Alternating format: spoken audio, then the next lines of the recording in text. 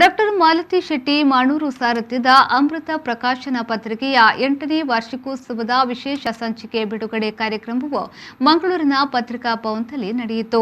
Doctor Malathi Shetty Manur ಸಾರಥ್ಯದ ಅಮೃತ ಪ್ರಕಾಶನ ಪತ್ರಿಕೆಯ 8ನೇ ವಾರ್ಷಿಕೋತ್ಸವದ ವಿಶೇಷ ಸಂಚಿಕೆಯನ್ನು ಖ್ಯಾತ ದಂತವೈದ್ಯ ಹಾಗೂ ಗೃಹರಕ್ಷಕ ದಳದ ಜಿಲ್ಲಾ ಸಮನ್ವಯಸ್ಥರಾದ ಡಾಕ್ಟರ್ ಮುರಳಿ ಮೋಹನ್ ಚೂಂತಾರ್ ಅವರು ಬಿಡುಗಡೆಗೊಳಿಸಿದರು. ಬಳಿಕ ಮಾತನಾಡಿದ ಅವರು, ಇಂತಹ ಸಂಕಷ್ಟದ ಸಂದರ್ಭದಲ್ಲಿ ಪತ್ರಿಕೆ ನಡೆಸುವ ಕಷ್ಟ, ಆದರೆ ಕಳೆದ 8 ವರ್ಷದಿಂದ ಈ ಪತ್ರಿಕೆಯನ್ನ ಉತ್ತಮ ರೀತಿಯಲ್ಲಿ ನಡೆಸಿಕೊಂಡು ಬರುತ್ತಿದ್ದಾರೆ ಮತ್ತು ಈ ಮೊಬೈಲ್ ಯುಗದಲ್ಲಿ ಜನರನ್ನ ಓದುವತ್ತ ಪ್ರೇರೇಪಿಸುವುದು ಸಂತೋಷದ ವಿಚಾರ ಎಂದು ಹೇಳಿದರು. ಈ ಸಂಕಷ್ಟದ ದಿನಗಳಲ್ಲಿಯೂ ಸಹ ಈಗ ಜನರು ಓದುವ ಹವ್ಯಾಸವನ್ನೇ ಮರೆತುಬಿಟ್ಟಿದ್ದಾರೆ. ಎಲ್ಲವೂ ಮೊಬೈಲ್ ಯುಗ, ಇಂಟರ್ನೆಟ್ ಮುಖಾಂತರ ಕುಳಿತರಿಗೆ ಎಲ್ಲ ವಿಚಾರಗಳನ್ನು ತಿಳಿದುಕೊಳ್ಳುವಂತಹ ಒಂದು ಹಂತದಲ್ಲಿ ನಾವಿದ್ದೇವೆ. ಪುಸ್ತಕ ಓದುವ ಹವ್ಯಾಸ ಎಲ್ಲರೂ ಮರಿತಾ ಇದ್ದಾರೆ.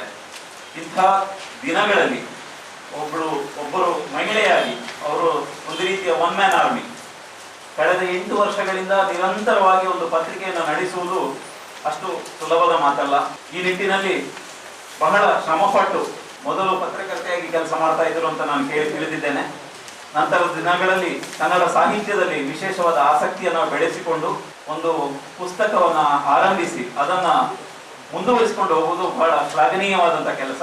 ನಿನ್ನೆ ಅವರ ಹತ್ರ ಮಾತಾಡ್ತಾ ಇದ್ದಾಗ ಹೇಳಿದ್ರು, 41,500 ಜನ ಅಜೀವ ಸದಸ್ಯರಿದ್ದಾರೆ. ಅವರ ಒಂದು ಸಹಕಾರದಿಂದ ಪುಸ್ತಕ ನಡೀತಾ ಇದೆ. ಬರೀ ನಮ್ಮ ರಾಜ್ಯದಲ್ಲಿ ಅಲ್ಲ, ಹೊರದ ರಾಜ್ಯಗಳಲ್ಲಿ, ಹೊರ ದೇಶಗಳಿಗೂ ಸಹ ಪುಸ್ತಕಗಳನ್ನ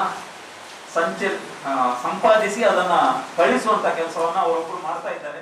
ಈ ಸಂದರ್ಭದಲ್ಲಿ ಸೂರ್ಯವಂಶ ಪ್ರತಿಷ್ಠಾನದ ಕೈಕಂಬ ಇದರ ಸಂಸ್ಥಾಪಕ ಪ್ರೊಫೆಸರ್ ಡಾಕ್ಟರ್ ಗೋವರ್ಧನ್ ರಾವ್, ಅಮೃತ ಪ್ರಕಾಶನ ಪತ್ರಿಕೆಯ ವ್ಯವಸ್ಥಾಪಕ ಸಂಪಾದಕಿ ಡಾಕ್ಟರ್ ಮಾಲತಿ ಶೆಟ್ಟಿ ಮಾಣೂರು, ಲೇಖಕಿ ಸುರೇಖಾ ಯಳವಾರ ಉಪಸ್ಥಿತರಿದ್ದರು.